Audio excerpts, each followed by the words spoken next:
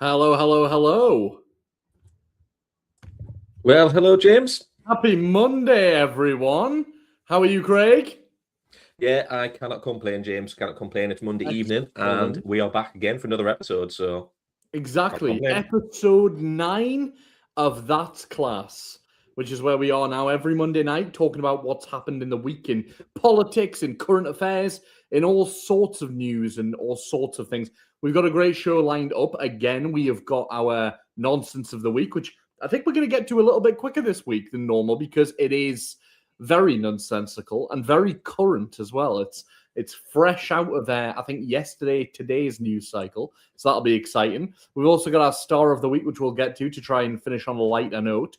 But between then and now, we've got a load of things to discuss, as you can imagine. It is election week here in the UK. So we're going to get into that in a minute. And obviously, we're limited as some of the things we can say during an election cycle. But we're very excited to talk through what our predictions are and what is likely to happen on Thursday. But firstly, Craig Stewart, how are you doing? Bank holiday weekend, James. So, as you can imagine, a lot of leisure, a lot of relaxing, spending time with the family. I've had some nice weather as well. So, I mean, as you know, I'm from a coastal town, Amble, You are. Amble by the Sea, the friendliest port, as it's named.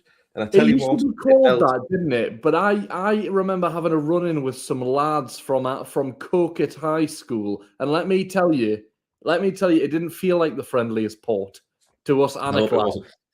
I hope it wasn't me back in It'll the day. be one of your Maras, I'm sure. It'll be one Yeah, one probably of your. cause in trouble. But no, I had a lovely little walk around the harbour there this morning with my daughter and my daughter's friend and my pal. So yeah, it was a lovely little start to a bank holiday morning. So yeah, Beautiful. can't complain. What about you, James?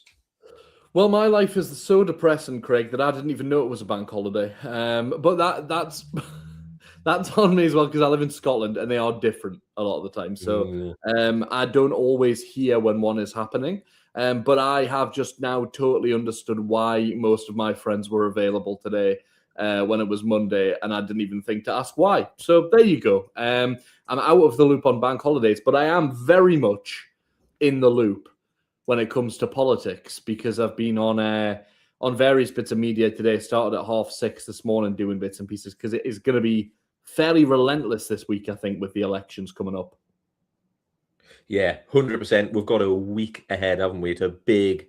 I mean, it's the title of the stream, I think. Is this the biggest week, the biggest political week of the year? I think there could be a lot of what's the word? A lot of knock-on effects depending on how the results are going to go. And I think, things are pointing in one direction at the minute. But let's just first off, right? It's Monday night. It's bank Yeah. holiday, as we said. But we're here. We're tuning in. We're logging Yeah. on. And we're going at it. And you know what it is? We're delivering, James. And I know that the people need to find out what on earth happened this week. And who better to tell us than good old James Matheson, who's been, he's just constantly, he didn't even know it was a bank holiday today because he's just grinding. He's out there. The He's doing more the I think hard of yards. that, the more I think of that fact, the sadder I'm getting. Actually, that I didn't know it was a bank holiday. But look, it happens. It flies by sometimes. But I'm very lucky. I have a very wonderful career. I'm very grateful for it. But it is strange at times because it doesn't really line up with normal work stuff. Often, it's kind of like, oh yeah, you might be doing nothing during the day one time, but the next time you're doing something at 6:30 in the morning and something at 11:30 at night, as I am tonight. So it's a strange one to balance it out. But yeah, it has been all the discussion today, mate, has been around Keir Starmer, our Prime Minister, and around what is likely to happen if, as predicted, will happen on Thursday, that the Labour Party will get an absolute drumming, an absolute thumping, an absolute annihilation, really, because really, as it stands now, and I think statistically, I'm going to pull some things out of my head for you, which everyone I would always advise fact checked me on these. But I think around 4,000 or just over 4,000 councillors have been elected in England. So these are people, in your local councils. You don't have them where you are, Craig, I don't think, because in Northumberland they've done that just last year. So they're on different cycles everywhere in the country. One of the big focuses for Labour will be London, because London is up for grabs this time round. And the thing is, Labour have been hemorrhaging support on the left. Obviously, we know about the right with reform, but on the left as well, to the Lib Dems and to the Greens. And if there's anywhere that's going to happen badly for them, it would be London. But they're not polling as badly in London as they have polled in other parts of the country. So we'll see. I mean, if you ask Labour cabinet members at the moment of Keir Starmer's government, they will tell you that 1,000, and often I'll caveat this by saying that before elections, governments always like to try and manage expectations, as they call it. And what they'll do is they'll make it sound worse than it's going to be, so that when it's not that bad, they can turn around and be like, oh, look, it wasn't as bad as we thought it was going to be. So you got to take it with a pinch of salt. But many of them are saying that they think they could lose up to 1,000 seats. That's 1,000 councillors, basically, off that total. And if they did lose that 1,000 councillors, it would be a real question for Keir Starmer's leadership. One poll today puts them at losing 2,000, which would be staggering, to be honest. I don't know if Keir Starmer could stagger on with 2,000 being the loss. So really, we know it's going to be bad for the government. We're just waiting to see how bad. And of course, all the other parties, except for the Conservatives, who might have an even worse night than Labour will. But other than the Conservatives, all the other parties stand to gain, really. They're looking to gain seats. And then, of course, on top of that, we have the national elections in Scotland here for the Scottish Parliament in Holyrood, and in Wales for the Senedd, is their Parliament, the Welsh Assembly. So it's all to play for, mate, really. It's a real interesting one. What I'm really interested about, James, is obviously they're all local council seats that are up in England. Now, obviously, these elections will be a reflection on how parties are performing on a national level, right? Mm-hmm. And how the party leaders are performing. But how does that, let's say, for example, if Labour do lose 1,000 seats or 1,500 seats, how does that impact the government or Labour's way of performing? And because obviously, like we said, that could impact how Keir Starmer is, whether he can go on for longer or not, and it's a direct reflection of his performance. In practice, though, how do the two things operate? Because obviously, it's just to sort of give a little bit of background for people who may not be fully familiar. Obviously, local councils, everyone knows local councils and government, but I'm just intrigued at how those two things interact. Yeah, exactly. If you have any sort of... It's a really good question, because people often think they kind of understand it, but I think a lot of people forget how political and party political local government is as well. You know, your councils, a lot of people remember that at one time, you know, you had county councils and town councils kind of working in, say, district councils, parish councils on an even lower level. And then, of course, you now have these what are called unitary authorities, which are where, like, for example, Northumberland County Council controls everything, really, basically, as the service provision goes. There aren't district councils anymore. The few councils that are left in England that aren't unitary authorities, that are these kind of two-factor, I can't remember what they're called. It's like, you know, it's basically about two aspects, so a district and a county normally. Those councils are being transitioned over, and that was where there was the to-do and the fuss with Farage and Nigel Farage and Reform trying to say that Keir Starmer was trying to stop democracy, because what they were doing was they were cancelling the elections in those councils that were in the midst of a transition, because they're going to have to do it again, regardless, in like a year's time. So they said, let's cancel this one, let them do it then. Of course, Farage made a big fuss and said, oh, he's stopping democracy. So now they're having elections, which running an election for a council is an expensive business. You know, it costs quite a bit. Every council has an election department that they manage. It is a fascinating thing. But the link between central governments, our UK government, the Keir Starmer Labour government, and the councils on this occasion is purely reflective of the mood of the country. So it'll be like a temperature taking exercise. You know, if they were to lose, and they can map this now, and a lot of pollsters will do it on the night, they will map the percentage of the vote that Labour got to if it was a general election, and they will show you what the result will be. Now, if this is how they've worked out that Reform would form the next government, right? It's all off this kind of data. So if Reform do take the large amount of seats they're expected to win, possibly 1,000, if they do that, then they will map that onto the general election prospect, and it will be likely that they would win if there was a general election tomorrow, for example. So it's really just about the reputation of the government. They'll always downplay it, or they'll always say, oh, there's local aspects and there's everything to play for. And that is true. You know, people vote locally for all sorts of reasons and issues. But in the nationals, especially Scotland and Wales, it will be very interesting because the question is all about independence again, which we kind of thought we'd done. We thought we'd had that conversation, but right now, this election is being made to be a one about independence again.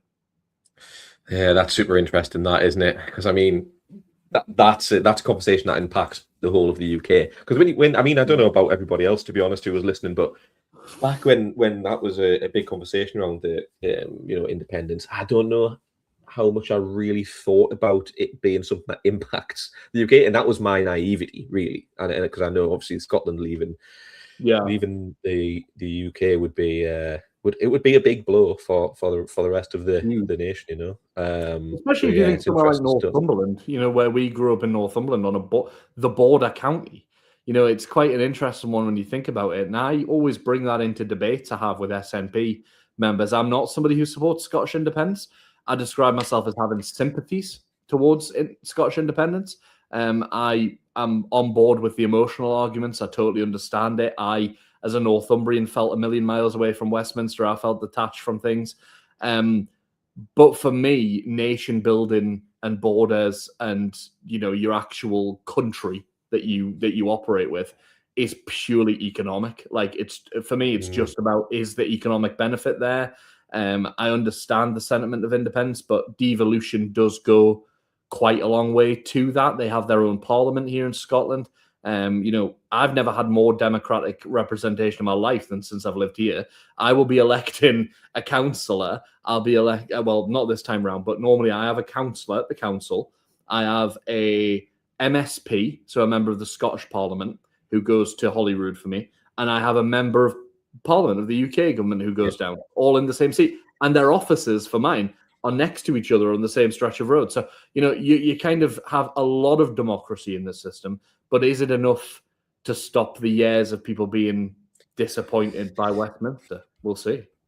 Well, talking of democracy, James, I feel like there is a segue. We wanted to get on to nonsense of the week quite early because I feel like it's a big elephant in the room with everything that's going on.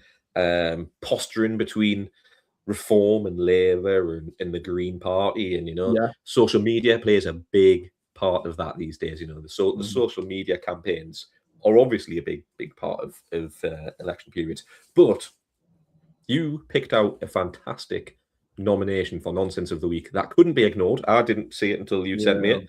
But let's just, shall I roll, VT? Go for it. Let's get into it. Let's cue.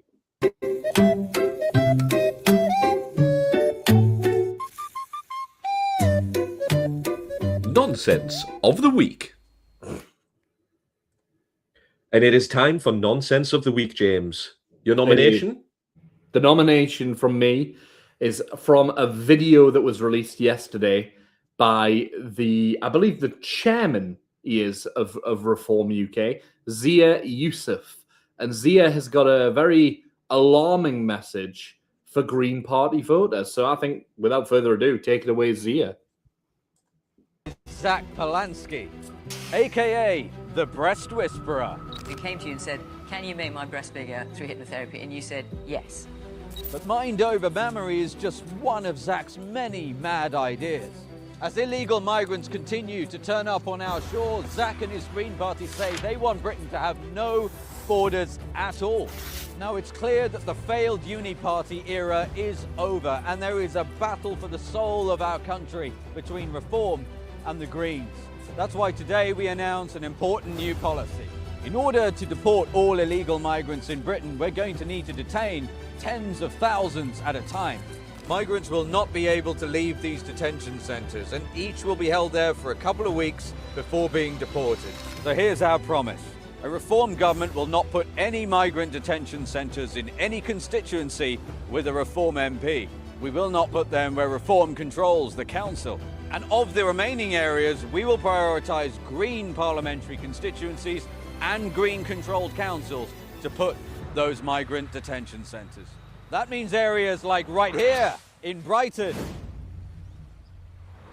Put simply, if you vote in a Reform council or a Reform MP, we guarantee you will not have a migrant detention centre near you. However, if you vote Green, there's a very good chance that you will. This way, everyone gets what they vote for. Visit votegreen.getillegals.com. Britain is broken. Britain needs reform. Wow. It's just when you think they can't go any lower, and you get something like that, right? And you know there'll be people who are like, oh yeah, that's amazing, that's great. Like, great, okay, I'm pleased it's like it's made your childish brain feel like it's some kind of, punch back at the liberals and, what do they call it in America? Owning the libs, as if it's that kind of thing. But let's just face the reality of what we're talking about here. Have you got? Go on. I need to just pick up on something right at the start there, James. Go for it before I get into it. Because this one's got me fired up, something rotten. Because honestly, I mean, from start to finish, that is an absolute disgrace, right? That is, It's made me incredibly angry. I mean, for a start, we're detaining tens of thousands of people and rounding them up and putting them into camps in concentrated areas.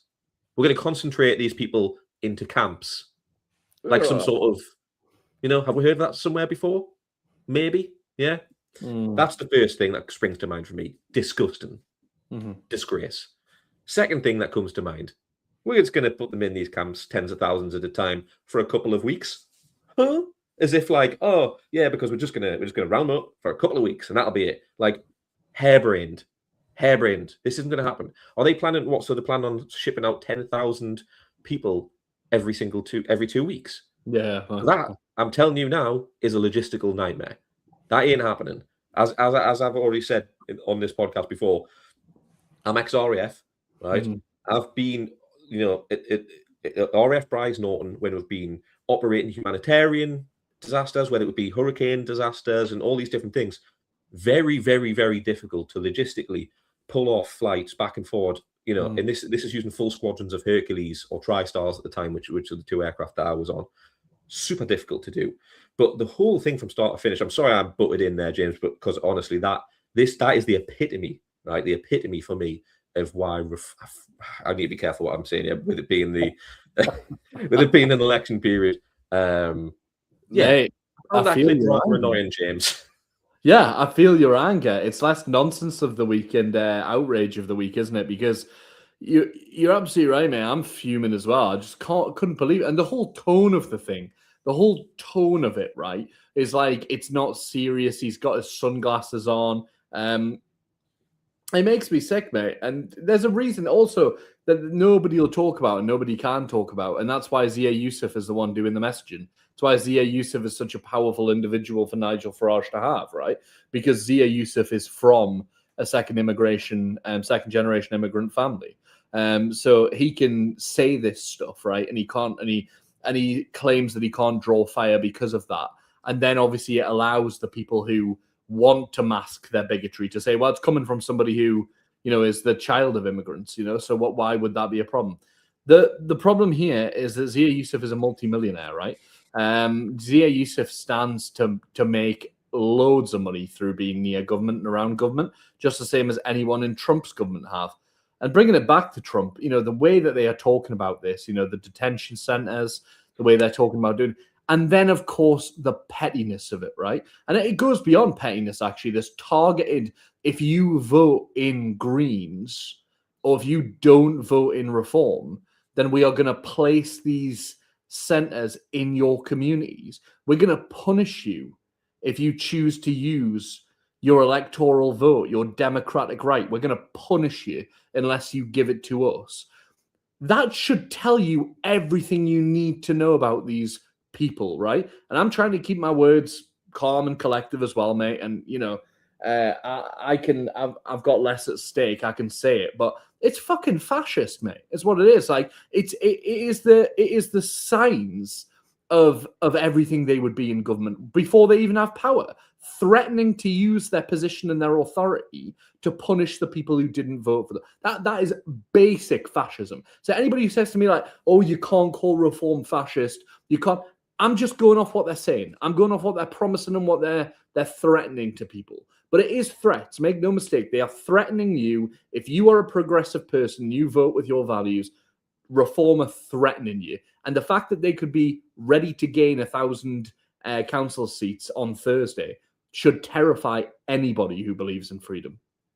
James, what does that look like, though? What does rounding up tens of thousands of people every couple of weeks look like? So we've seen in America, right?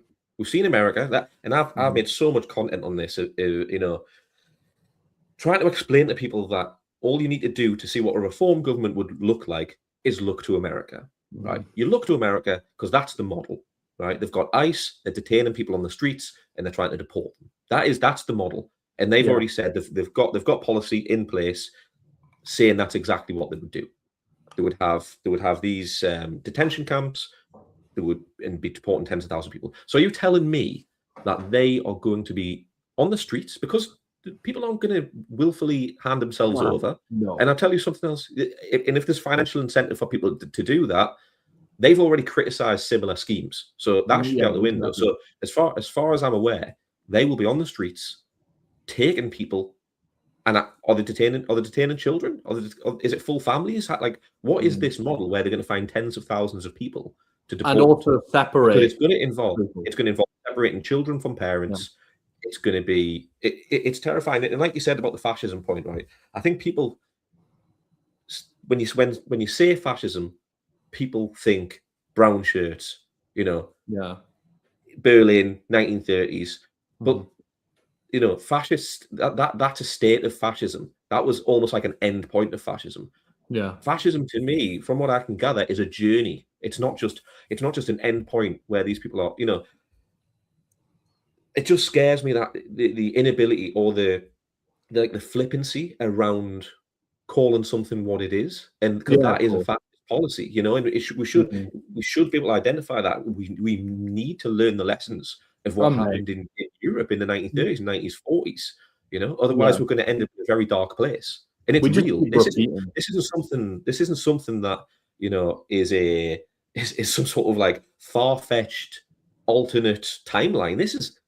This party are gaining ground, and what do people want? Is this actually what people want? People think this is a good idea. The thing is, yes, they do. That's the scary thing. People think that's a good idea. Yeah. When you were saying look to America and that's your warning, for many people who are voting for them, they look to America and they like what they see. They want to see that. And that's the biggest worry, right? Farage is a symptom of a wider and bigger cancer. And that is this sentiment that runs through our land and always has in every population around the world. This people who would rather blame migrants, would rather blame others and punish people who are not, to feel better about themselves and to take on things that they feel they can influence and change rather than the realities, which are, billionaire classes, the Epstein class, all of these things that feel unshakable and feel like they're not able to be taken down. And it's terrifying, mate, because as we say, they're on the verge of really taking power, and in councils, they're already shown what they are in councils. I mean, nonsense of the week a couple of weeks ago was George Finch, wasn't it? The council leader in Warwickshire.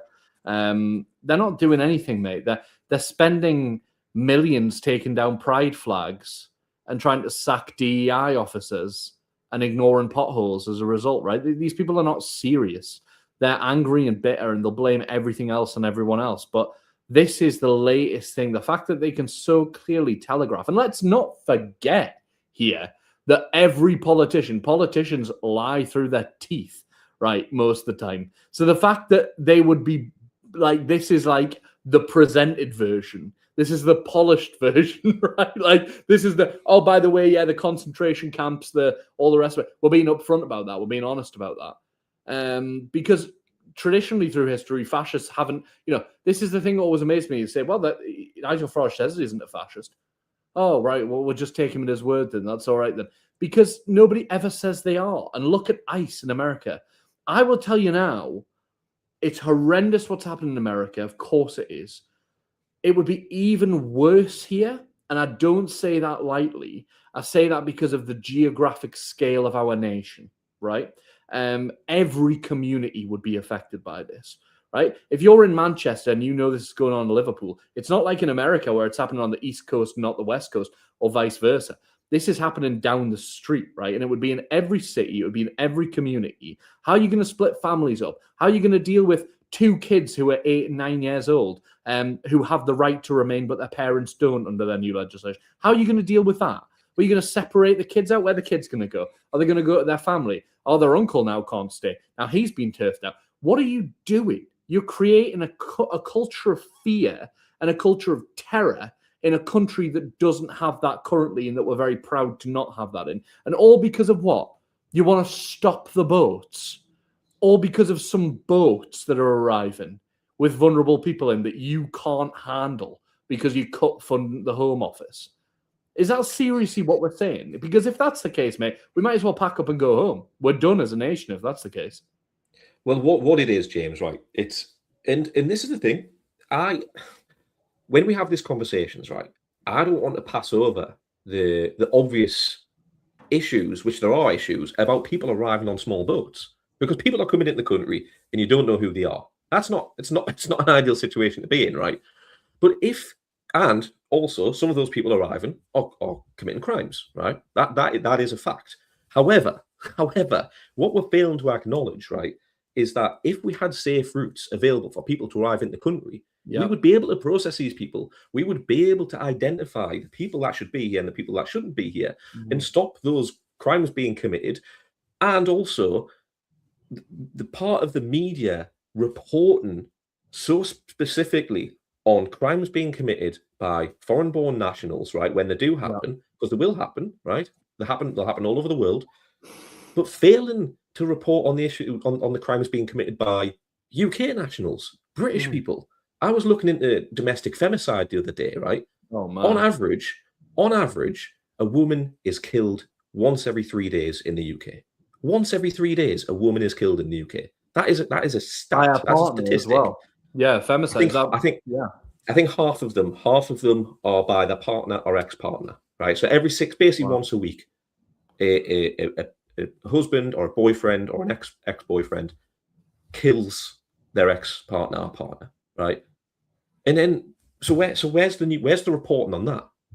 Why is that not being reported on? And it brings me actually onto Golders Green. Yes. Where I was surprised to learn, horrendous incident.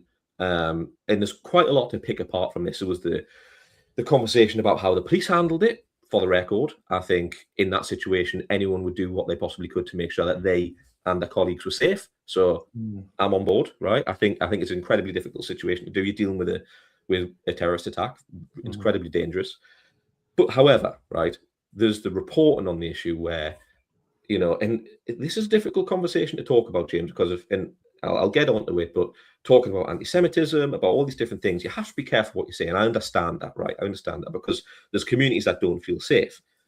However, what I will say is, why was there so much reporting just on the 2 members of the Jewish community that were assaulted, and not earlier in the day, I believe it was a Muslim man also got attacked by the same perpetrator?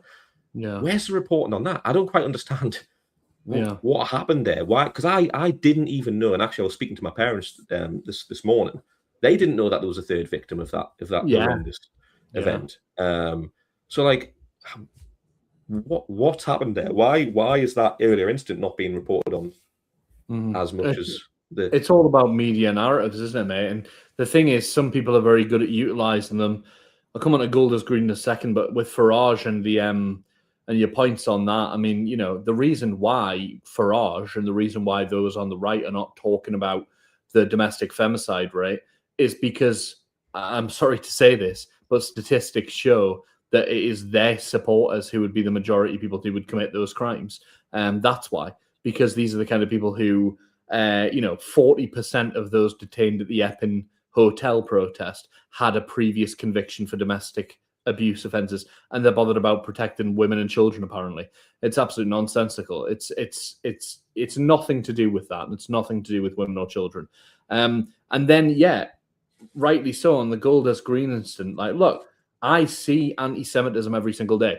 I have no doubt it exists. I have no doubt. My DMs this week, every time I go on the news, every time I talk about it, I get messages saying, why you stand up for the Jews? The Jews are responsible for this. Like, I get that every day, mate, and just have to block those people immediately and report them. But that is commonplace now. I believe the reason for that is Israel's strategy of using anti-Semitism as a shield has furthered anti-Semites, but there are people out there who are just anti-Semites as well and who hate Jews.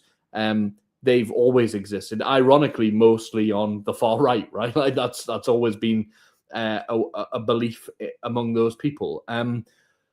But with Golders Green, the press narrative around it and the fact that Jewish communities are not feeling safe, I totally understand that. I can imagine it's terrifying and difficult. But conflating British Jews with Israel, which is what some on the defensive side are trying to do, as well as their attackers, is just giving these anti-Semites what they want, right? It's playing into the idea that that British Jews are connected to Israel and should pay the price because of that, which is insane. That's not the argument anyone should be making. The reason Netanyahu and his government will make that argument is because it furthers their ability to say all Jews should come to Israel. Jews are only safe in Israel. Israel will be the representative of Jewish people on earth. And we need to fight for our survival. We need to continue our expansion into Lebanon, which is what it is. I mean, they're bulldozing the land, mate. They are bulldozing the land. And then in Gaza, obviously, they continue with the persecution of the Palestinian people. They're changing laws. They're passing laws to be able to execute people based on which ethnic minority you are. It's absolutely insane. So I'm sorry. I just think the British media is doing Benjamin Netanyahu's job for him with this. And I think it comes down to a very simple thing. Ironically, the same thing that stopped the British media from tackling the grooming gang scandal, right, with Pakistani men, right, in Rotherham. It's that fear of getting it wrong. It's the fear of putting a foot wrong with it. And this isn't me attacking woke culture. I'm as woke as it comes, whatever that means. But like, it's this idea that you are not doing your job and holding people to account because you're scared of what they might say. People like Netanyahu will always use their ethnicity, their race, their culture, whatever, and weaponize it. And we should be standing up for British Jews, many of whom, I mean, every single British Jew I know who goes on the pro-Palestinian protests, by the way, not scared of them. And that's not me diminishing the fact that some people will be scared, but we need to have the conversation with them about how we can make them feel less scared. I didn't understand when Keir Starmer was being booed coming into Golders Green what you could want Keir Starmer to do. I don't know what. Do you know what I mean? Like in that situation, and that's not me saying to Jewish people, oh, you need to just shut up and get on with it. I just want to know what the actual request is here. Because if the only request is we want people to stop talking about Palestinian freedom, then I'm sorry, that's not realistic, and it's also not fair. But we should be able to make Jewish communities feel safe without compromising Muslim communities or Arab communities, or in fact any community that supports Palestinian freedom. I think what I really struggle with, James, is like this growing sensation, or this growing feeling that you need to pick a side. I don't want to pick a side. Like this sounds like such a cliche sort of thing to say, but I just want to be on the side of people, of humans. And it honestly, it breaks my heart when you see like Islamophobia and anti-Semitism being weaponized. It's point scoring. It's this has happened, that's happened. Well, what about this? What about that? And like, you know who's losing out there? The people in those communities. Yeah. When these issues are being spoke around and being put into the media and like, you know, different content creators using these different, and you know what it is, I try my best not to do like a point scoring style, like content creation and using specific. I didn't make a video about Golders Green. I try not to make videos about these specific instances.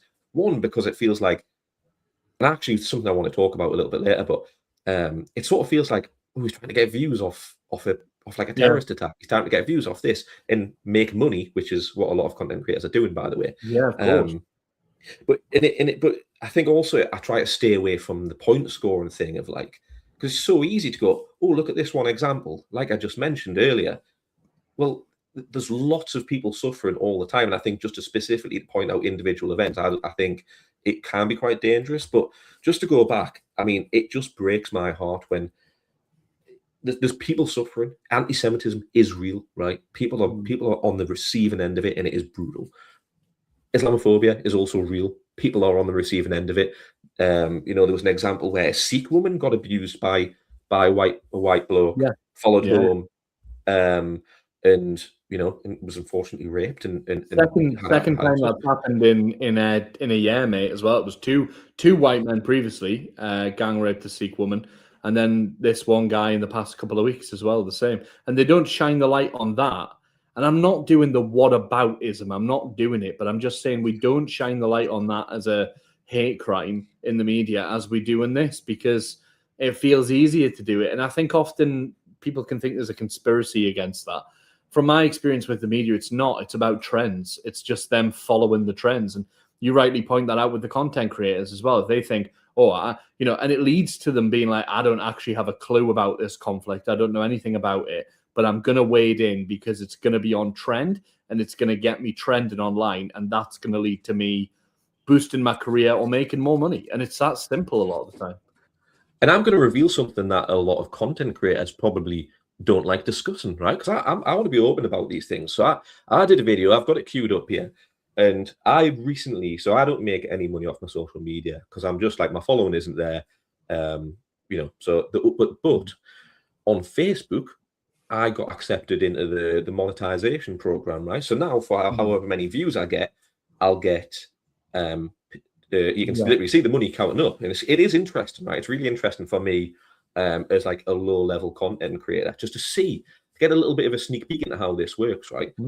Funnily enough, I did a video last week that actually did quite well. It's up to a sort of like 1 million views, which is quite a lot for me. That's a big, great, like I said, I'm However, so what's interesting is that video made a little bit of money, made about $50, right? Okay. Which is like nothing to turn your nose about, like nice for me. But what it made me realize, that's it made me on a Friday night. Exactly. But what it made, and I'll play the video in a little bit because I sort of want to dive into that anyway. But what it made me realize is that these content creators are out there, and I realize with my videos, the videos that do well are the videos that spark outrage, that wind people up, or there's like real strong conflicting talking points. And basically what I'm saying is outrage sells, right? Outrage gets clicks, outrage gets views. And there's so many people, so many content creators, now that I've realized how this works, right, that are pumping out 6-7 videos a day. And a lot of the time it's just doing a sort of a reflection on already existing content. So there'll be a clip of Zach Polanski, and you put your face on, you go, listen to this, isn't this terrible? To try and build the outrage, get the views up, get a bit of cash, and on the go. And it makes me question how much they really believe the things that they're saying. But the effect of all of that is you've got people sat at home watching these clips, getting more and more annoyed, and falling into those narratives. And I do you know this? I actually don't blame the content creators to a certain extent. No, the money's there. People will chase it, won't they? That's what it's about at the end of the day. It's what sells, isn't it? And you sort of fall into that. And I'll be totally honest. The way I do my content, I've noticed you think, oh, that video did quite well, and I was I was quite animated or a little bit more shouty, or whatever it is. And you do it. It's really, really hard not to fall into those channels and actually just make the content that you want to make. Like and just accept less views. Any creative who makes something and it gets responded well to, they look at it and they go, what did I do right? How can I copy that? And how, it's often just about tweaking that to succeed. I just think that because politics, the wider problem isn't the content creators, is it? It's the fact that politics has become entertainment. And that's often the problem, I think, for a lot of people now, is that, their politics have become purely about entertainment. And I think if you look at that through the lens of the mainstream media, then you realize that, well, the the mainstream media itself's been doing that for years. Like Fox News, that's their model, right? It's the GB News model. I think Craig has dropped out, by the way, for anybody out there watching. We'll keep going. I'm going to drop him off our screen there, and I'll hold the fort until he's back on. He's jumping back on now. But as he was saying, it's that idea, right, that people outrage and anger will result in what you want to see. Welcome back. I've just been telling everyone I had a moment in the spotlight there on my own where you were going to fix you off. I launched a coup against you on the that class feed, but I was just saying that it's been the way in the mainstream media for so long with GB News and people like that and Fox News. They do exactly that. They farm outrage. That it's no surprise that it's the same now in these kind of like social media circles as well. Certainly. Well, I just want to let you know I do watch back the episodes, so I will know exactly what you were saying about us while I was gone. All right. God. Yeah. I'll scrub that feed. I'll play the clip that we were talking about. For those just listening, it'll probably just be a classic Italian protest song by the name of Bella Ciao that you're going to hear for the next 30 seconds. You can talk us through it once it's been on, right, and what you were doing and all the rest of it. So let's cue the video. Go for it. Se io muoio da partigiano, oh bella ciao, bella ciao, bella ciao, ciao, ciao. E se muoio da partigiano, tu mi devi seppellire e seppellire lassù in montagna. Oh bella ciao, bella ciao, bella ciao, ciao, ciao. Seppellire lassù in montagna. That's brilliant. So let me just get into that quickly. So for those who were just listening, it was me. Everyone is aware of Raise the Colours. Would have seen the Union Jack, St. George's Cross, all up on lampposts across the country. I had my reservations about it when it all kicked off last summer. I was questioning the motives behind why the flags were going up. Was it just about patriotism? I don't think it was. I think the flag was being used to project something a little bit more hateful than just patriotism. However, I made a bit of content about it, put my objections up, and sort of left it. You drive past the flags all the time. And what I noticed was, and actually at the time I knew they would be left to turn into tattered drags. I've said this a couple of times. I was in the Air Force, joined as a teenager, and I seen how that flag should be treated. Okay. Yeah. Regardless of whether you're patriotic or not, right? For me, that flag does carry value, and I've always been proud of being British because it contributes to who I am. I think about my family, I think about my community. Maybe I consider myself more Northumbrian than I do British at times, but I still carry value in that flag, and I respect it. Now, what I don't like and what I don't respect is when you see the flag be left on a lamppost for a year, right? Being strapped up there, cable tied, upside down as well, might I add. And honestly, I've got the flag behind me there.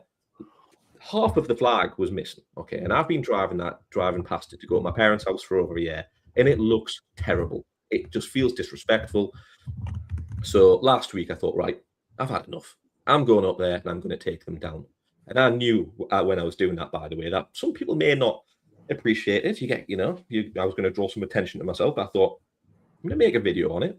I want to get it out there. I want to show people that actually, they call it the silent majority who are putting these flags up and are angry about immigration, all this sort of thing. Well, what I found when I put that video on was that a lot of people were in support of me taking those flags down and saying, oh, will you come to this area and do it? Will you come to this area and do it? Will you come to this area and do it? And you know why? Not because they necessarily disagree with whatever message. They were just sick of looking at tatty flags on lampposts. Yeah. But it's so easy to do. And like I said at the start of this little monologue, I disagree why they went up there in the first place, right? Whatever. But yeah, I can put that to one side. But what I've noticed is, like I said, so many people were happy that they came down, but the people who disagreed are so quick to go, traitor, you're a traitor to the country, your grandparents will be rolling in their graves, this and that. crazy woke lefty. People have done videos on it and saying all sorts of stuff, right? They don't know who I am. They don't know my motives. They don't know what my history is, all these sorts of things. But it's so easy for people to compartmentalize and go, oh, that's just a crazy lefty. He hates the country. He hates the country. No, actually, I bloody love this country and I love it so much. I'm going to go up there and take that flag down because it deserves more than that. Right? So yeah. I mean, you're a veteran, right? I mean, this is the thing. Like when you've been in the armed forces, when you've been in the services and stuff, they love to talk about that when it aligns with, agreeing with them, and that's the only time they will, but not when a former serviceman's getting up there and cutting them down out of respect for them. And hanging them upside down anyway used to be punishable by imprisonment, I think, during the Napoleonic Wars. So if you hung the Union Jack upside down, it was a sign of distress at sea. So the fact that these people don't even know their own culture, we know why they're doing it. And you're always very generous about this, mate, because I think you are somebody who likes to build bridges and put olive branches out there. And you're a better person than I am, I tell you what, for it, because I'm just like, you're a knacker if you're doing that. If you're putting them up, you're an absolute knacker. You probably don't share anything in common with me. Why you've bothered yourself to do that when you can't bother yourself to look up statistics about refugees and immigration, which takes about 20 seconds, but you can be bothered to find a ladder to go and put a flag up a lamppost. Like, I never understand it. And unfortunately, the rage that comes at you for taking them down is everything you would expect from those people. But can we win those people back? I don't know, I just... Politically, I don't know. I think people have been radicalized. I think people would laugh when you say that because it's normally someone's granny. It's Edith who's in her 70s or 80s, and everyone's like, what do you mean she's been radicalized? That's ridiculous, And it's like, no, she has been radicalized. Like, she's been radicalized into thinking that there's an invasion. She's been radicalized into thinking there's some kind of holy war underway. All of this stuff that's so knitted into the mainstream of right-wing communications and right-wing conservative media. To a point where they can't even differentiate it as that. When you call them far right, they love saying things like, I'm not far right, I'm just right. Yeah. No, look at the political spectrum, Dorothy. You are to the far of the right of it, I'm afraid. James, honestly, I am sick to death of hearing, oh, you hate the flag, and not just being said to me, but to other people. Nobody has a problem with the flag that's in the town square. That's been there for centuries. Nobody's been up and took that flag down because, yes, we're in Britain. I am not offended by the Union Jack. I wore it on my uniform. Like, what, exactly. As soon as England matches come on in the World Cup, St. George's flags everywhere. Nobody's ever had a problem. No. People have a problem when you start going around plastering them in neighborhoods that don't want them there, tied to lampposts. Because why you do something is important. Like, the why is important. And that's what people are annoyed with. And I don't think they see that. They're like, what, we're just putting up flags. We're just putting flags. No, you're not. You're doing it provocatively. And we know that you are because everyone's talking about it. Like, it's so obvious why you're doing it. And that I don't need to have a conversation with you and find out why, because I know. James, honestly, if there was a GoFundMe, right? I know Raise the Colours have raised hundreds of thousands of pounds, by the way. Hundreds of thousands. In fact, actually, one for next week. Some stuff on that. But if it was a GoFundMe for every town square to have a new flagpole and a new Union Jack, and the people were putting their money in, Union Jack in the county flag, like, yeah, great. That whatever, right. The flag gets maintained. I don't think anybody would have a problem with that. But they're raising money to go and basically just slap litter, because it's litter at the end of the day. It gets left there for a year. It's crazy, man.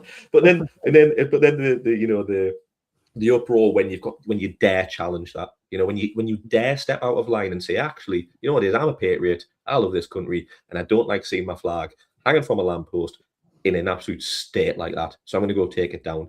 People say, no, if I was there, I would have kicked the ladders away, and I would have done this, I would have done that. Like, what we're doing here. Nothing says patriotic like kicking, another countryman's ladder away from underneath him while he's up a lamppost. Like, what's wrong with you, man? Honestly, there's a correlation, and this might be quite an uncomfortable conversation for us to have and for people to have. But I've got to have it because we see it time and time again. There's a correlation between education and lack of and racism. Like it's the same in America with Trump, you know, the education rate being low. And I'm not talking about going to university, right? I'm not talking about that. I'm talking about just how well you understand the world and how it works and stuff like that, and other people and your natural curiosity. Why isn't every time I see someone who is doing one of these things or being outraged about something, they either cannot spell or they cannot even, you know, string a sentence together to criticize it. And I know that might sound harsh and some people take issue with it. That's fine. But like, I'm sick of not talking about that fact. It all comes back to education and understanding the world. And unfortunately, there's a lot of people out there who don't, but who are very quick to talk about it and who are very angry about it. And I understand their anger, but it is misplaced. And I'm sick of the media pandering to those people. You know, why should we pander to people who don't understand the basic things? That's why I always start with these conversations with people at the very beginning of it. What do you understand about asylum seekers? What do you understand about the asylum system? Like, and the second that you get into that, they don't understand any of it, because if they understood it, they wouldn't be angry about it as a priority. They would be angry about something else, like, I don't know, public service funding, or, you know, actual investment in government services that's been slashed for 15 years. It's an easy target. The media helped create it and got people angry about it with headlines every day for years about Muslims and small boats. And now the media are turning around and saying, oh, we have to cover it because people are angry. Yeah, people are angry because you made them angry. That's the cycle. And it just drives me mad, mate. I think I've said this before, but I think if you were to, you know, have a 24-hour news channel just reporting on like murders and, you know, like serious offences committed by like white British people, it would be running 24/7, constantly reporting on all of those, because it's carnage. But just to go back onto like the education piece, right? Like, I think there's an element of just being scared of what you don't know. Yeah. You know, if you're someone who's never used a computer before and never been on the internet, or, you know, or AI, you become, there's like this experience. It's not, is it a fear? I don't know, but an uncomfortableness around like technology that you've not used, or situations that they've not been in before. And I think that applies, but it comes back, right, to like just a vulnerability. There's a vulnerability there that is just manipulated by these people, and they know fine well that can do it. And I think, again, going back to content creators, they do the same thing. They do the exact same thing. They know they can manipulate like vulnerable people and use that for their own will, whether it be for political power, for views on Instagram and Facebook, and to make money at the end of the day. And that's what we're seeing politicians do now, is making money. No other than Mr. Nigel Farage, who's getting £5 million donations from crypto Thai business billionaires. Foreign billionaires, exactly. You know, so there's no surprise there when Farage is promoting crypto in the UK. So, you know, and just to finish on that as well, actually, you know, this guy's making millions from personal donations, right? Some serious issues with Keir Starmer, whatever, right? But can't turn up to vote on issues that he feels very strongly about in the Commons. Can't turn up to interviews with Laura Kuensenberg, which he missed on Sunday morning. Yeah. What is this man doing? What for the money he's taken, the public money he's taken, he doesn't seem to ever be in Clacton unless it's for a photo opportunity. He has no respect for his job. He has no respect for democracy. He has no respect for the media, for press freedoms.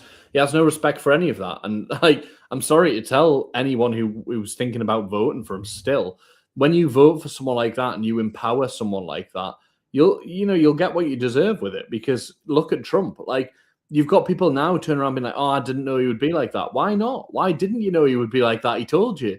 Like, he told you. He showed you what his character was like, and yet you still felt that way. And with reform, it's just, and all of this sentiment, you're right, the biggest and most powerful human emotion, unfortunately, is fear, right? It is fear, and they tap into it. And it's the oldest trick in the book, right? Get people scared about something and then offer them a solution to it. And their solution is concentration camps in areas that voted for the Green Party. So, wow, great. If that's the solution, even if you acknowledge there is a problem, if that's the solution you think is appropriate, you and I are not on the same terms. You know, you and I are not, because I think we choose to do things that are more difficult, not because it feels good or anything like that. It might feel better to do the reactive emotional thing, but that's not what government should be about, right? That's not who we want in government. We want people who would take serious decisions to complex problems. But this is honestly, James, this is why I care so much, right? And if anyone wants to know my motivations, why I'm doing all of this, why I'm doing this podcast with you, James, and why I make my content, is because I genuinely, and I'm not just saying this as some sort of, I genuinely care about the people, working class people who, have got everything at stake, but whose, decisions, life decisions are being made by people down in Westminster, or not even in Westminster, but decisions being made in city trade and all these different things. I care about them. Even the people who disagree very, very strongly with me and who would want to kick me off a ladder, right? I still care about you. If you're listening to this, I care about you, whether you like it or not, right? Because that's the kind of we're threat being manipulated. It's true though. Like I will not take pleasure. I'm going to say this every single episode until the next general election. I will take no pleasure from a reform government screwing this country up, right? I won't. And I don't want to have to say I told you so. It's as simple as that. Because I care about everyone. I care about people who are going to vote reform.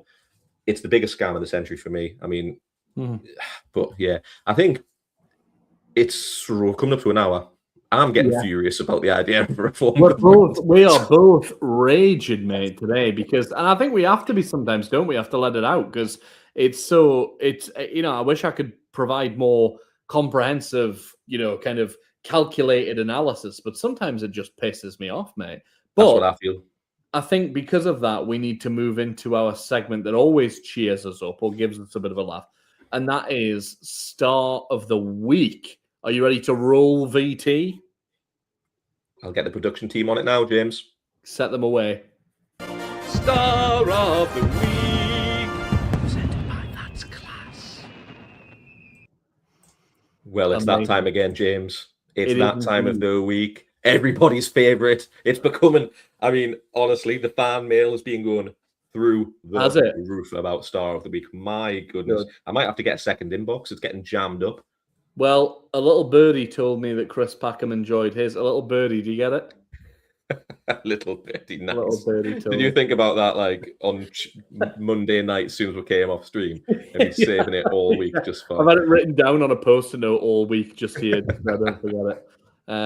But yeah, interesting one again. This week's Star of the Week is somebody, again, who's doing work for the environment. I know we both care about the environment, Craig, as well. And this is a little bit of a different angle. It's about people in the environment rather than animals. It's about how we access our communities. Now, I'm a big fan of that. I think everyone, no matter where you're from, should have access to our countryside. And I think you should be able to access it. I think public footpaths, public rights of way, and also the right to roam. We have a right to roam in Scotland here that I'm a big fan of. Same with wild camping and stuff. You can more or less do it anywhere.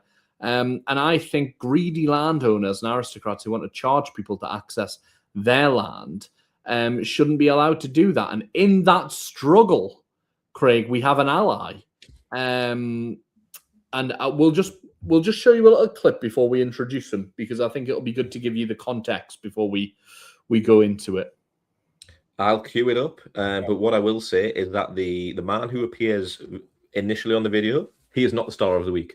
He also isn't a Harry Enfield character, okay? Despite... I don't believe you. So, there's two videos, actually, James. What I'll do is I'll fire them on back to back. Let's do it. Oh, and it's fucking big. I'll give you three important figures to go away with and remember from today. The first figure I want to give you is 1%. 1% of the population own half of all England. It's not panto season yet, but yes, they're behind me. Okay.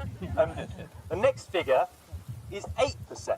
We have a right to roam over just 8% of England, and that's why Nick and I last year decided to set up the Right to Roam campaign to try and get an extension to our right to roam, to extend it to places where people can actually get to nature more easily, to woods, to rivers. We're closed off from an astonishing 97% of our rivers have no right of access to them. The last figure I just want to leave you with is 50 million.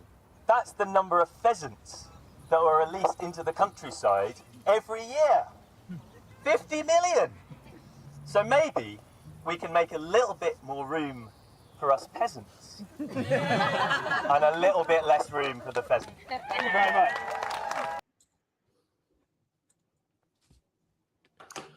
Wow. Well, that was our star of the week. Before we go to the next one, I will give him his name and I will let everyone know who he is so that we can give him a round of applause. It is Guy Shrubsole. Congratulations, Guy. That's class. Star of the week. What an accolade. Come on. Exactly, yeah. I mean, he's been given the recognition for his Right to Roam campaign, and he's a successful author with books already out. I would recommend going out and grabbing his book about this very subject, which is Who Owns England. And as we heard him saying that last VT there, the statistic that he talks about very often is that 1% of people own half of England, which is insane. The idea that a lot of these people are aristocrats, who've inherited the land, and it goes way back to like the Norman conquests, some of them, and they're bragging about their families being there for 900 years. It doesn't sit right with me, mate. I want to be able to see young people, no matter where they're born in the country, go around and have access to their country. It's the same as like free access to museums and art galleries for me. It's about our culture and our communities. And ironically, these people who talk about our culture and stuff, outside migrant hotels, they're never bothered about stuff like this, are they? They're never fighting for the right to roam. So Guy Shrubsole is our star of the week. And we've got another clip of Guy taking it to the aristocracy, and this particular Harry Enfield of a character who is trying to charge people to access his thousands of acres. And just before I cue that up, I mean, talk about a class issue, and that's what we like to discuss on That's Class, James. Yeah. I live in Northumberland, as you know, as everyone else. I bang on about it all the time, so I'm super proud of it. I have always wanted to catch a salmon on the River Coquet, which runs through my hometown, on a fly. Okay. Never been able to do it. No? Really difficult to access, getting permissions, all these different things. I think there's clubs you can access, but it's not made easy. Why isn't that something as a kid I couldn't have just gone up there with a rod, got in there and got it? Why? Why is it all reserved off for the elites and people who've done nothing, who haven't done anything? All they've done is been born into the right family and got access to all this stuff. I mean, honestly, living so close to Scotland as well in the way that's set up, and I know fishing rights are a separate issue, right, and actually going and catching fish, but I'm putting it in there anyway because I want to go and do that, and that's British culture. You're setting it up nicely for us to be the next Bob and Paul Whitehouse, going fishing with Bob Mortimer and Paul Whitehouse, because I think we could do a fishing special, couldn't we? To get the waders on, you and I with the waders, talking about class politics on the River Coquet. That would be nice. Let's roll into this second video. I think people should pay for what they enjoy doing. I mean, very rich people own Chelsea, but they still charge the buggers to go in, don't they? Do you think nature and woodland and open spaces are the same as a football stadium? No, I don't.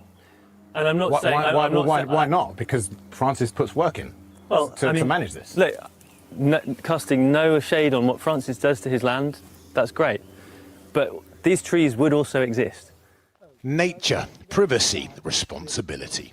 Over hill and about Vale, things got heated. They kept coming back to this. Why can't you pay? It's your pleasure. What we're talking about is simply to have access to nature on people's doorsteps. Without paying. You don't want to pay. No, we Why don't you want to pay? James, honestly, right? That is, I mean, how that isn't a character, I'm pretty sure Harry Enfield's done something that is exactly like Literally. him. He's like something from Viz magazine, Oh like my that's what it's like. God. You don't want to, and he says about Chelsea Football Club, they charge the buggers to go inside, don't they? Oh Jesus, man! You just know he this is the guy that he's got the stately home and goes, but it's bloody expensive upkeep. You know what I mean? And like, I need to feel sorry for the owner of the stately home and 10,000 acres, And people fall for it. People like us, who was born into normal families. You know what I mean? great. We've got a roof over our head, but People blinking do hell. go for it with the state. They go for the, it's a burden. We're just caretakers. Really, that's great. But like, mate, I wasn't born in that. You don't have to work a day in your life. Like, just sell it, mate. If you don't give it to the National Trust, whatever. If it's that much of a burden. But that's what Guy Shrubsole, I think, this week. The reason why I've been so impressed by him is just his ability to keep cool and calm with facing that kind of madness. And just saying, look, yeah, I do think it should be free. Because then you don't want to pay. You don't want to pay. No, I don't want people to have to pay to breathe fresh air, to be able to look at trees, walk across rivers, frolic around in the fields and the forests. Why should you have to pay for that? It's insane. And James, some of my fondest memories growing up were going into the woods, making a den, starting a fire, cooking sausages on a stick. And yeah, when I was a little bit older, maybe having a few cans. Sorry, mum and dad. But yeah, you know what I mean? They were the running around and being kids, and why is that not something that we should be able to access? It's just, and it works in Scotland. Yeah. It works in Scotland. It does. So why wouldn't it work here? It is beyond me, but I think focusing less actually on the Viz character, the Harry Enfield character, and more on Guy, because organizing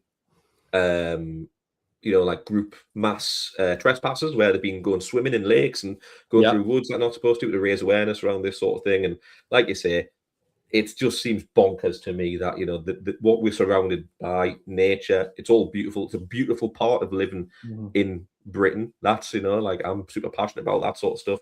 And if anyone thinks it doesn't make a difference, they need to look up the Kinder mass trespass. Can't remember what year it was, but the Kinder mass trespass in history was what created our national parks, by people going and saying we're going to trespass. It was a huge act. Big class struggle act, mate, at the time. The Kinder mass. In my head, I always want to say Kinder transport, because that's the transport that was brought across the kids from Nazi Germany, but it's not. It's the Kinder trespass. And it was a big group of people who went across and basically said, no more. It's not going to be private. We're going to access this. We're going to swim in the lakes. We're going to walk through the fells. And as a result, we have national parks that we otherwise wouldn't have had. And on national parks, James, interesting, something that you probably wouldn't have heard coming out of America, was the 25% budget reduction for America's national parks, thanks to Mr. Donald Trump. And that's the exact sort of politics that we are heading towards. Because he would build hotels in all of them. He would build flats, he would build whatever. These people have no appreciation for nature or the planet. Of course they don't. It doesn't give them any wealth. It doesn't bring them any money. But wealth is not always measured in financial wealth, is it, Craig? It's about, like you say, growing up, having access to these places and these spaces. And we've been incredibly lucky to grow up in a very rural area and still be able to do that stuff. But lots of people don't. And I think everyone should have the chance to have access to it. And it should be made as easy as possible as well, James. So yeah, as a human right, absolutely. But yeah, I think we've come up to our hour. So it's been a lovely evening. You got anything else to say to everybody, James, before I wrap it all up? I think just to say we're gonna do our election special. Is that right? We're gonna do it on the Saturday after everything is said and done. By Saturday, we should have the count for Scotland and Wales done on Friday, which is during the day. I'll just say to anyone who's interested, they're going to be during the day counts. And then the count for English councils is overnight. So we'll know that, it's kind of going to be a 48 hours of election coverage, which is insane. I'm going down to London to do overnight in the LBC and Sky News studios, and then coming back up the next morning to then do the daytime in Scotland, in Glasgow, at the BBC studios. So I will, by Saturday, hopefully have slept a little bit, but I might be a bit of a zombie. But either way, we will know what is happening in our country. And I always think, if you have a chance to vote wherever you are, if you have the ability to vote, go and use your vote. It's very important. It's your democratic right. But it's also something that people fought and died for. And it can feel trivial to us now, especially if you're in an area where it feels like a safe seat. But you never know. I've seen votes come down to straw polls, where people, because that still is our system. If it's a tie, they do a recount. If it's a tie again, they pull a straw poll for who will be your representative. So never forget, it can always come down to the straw poll. Yeah, we've seen it in Runcorn and Helsby when Sarah Potchin I mean, it wasn't a straw poll, but it was 6 votes, I think. So you sit there and think, oh, it doesn't matter who I vote for. Think again, because it definitely does. Exactly. But yeah, so yeah, James is going to be around the houses midweek, and then obviously saving himself for the big one on Saturday, the emergency broadcast, the election special, where we are going to give it. We're going to go through it all. We're going to go through it all. This is basically going to be the place to come on Saturday afternoon to find out what the flip has happened. I'll have what the hell? I'll have maps. I'll have statistics. I'll bring it all along. And my body might be broken, but my spirit will be here as it always is. So yeah, we'll go through it all then. Very excited, Craig. But thank you very much for another excellent episode. This was fantastic. Yeah. And also just a reminder, we will be here again on Monday for our usual 8 p.m. slot, which we're always looking forward to. So yeah, that has been another episode of That's Class. I've loved it. I know James has loved it. Just remember, if you're listening on Spotify, get yourself across to YouTube. Join us on the live stream. And again, just appreciate it. Follow James Matheson on Instagram. I'm that guy Craig on Instagram and TikTok.